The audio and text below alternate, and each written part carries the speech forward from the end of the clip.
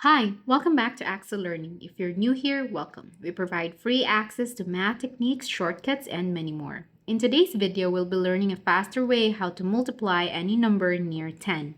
In this example, 17 times 22. Step 1. Compare the two numbers with 10. If the number is greater than 10, the difference is positive. If the number is less than 10, the difference is negative.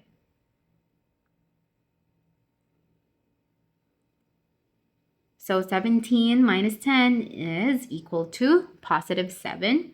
22 minus 10 is equal to positive 12. Step 2, cross add the difference. 17 plus 12 or 22 plus 7,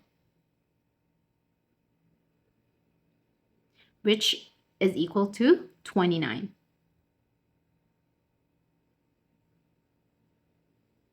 Step 3, append 0 to the sum. That will give us 290. Step 4, multiply the differences.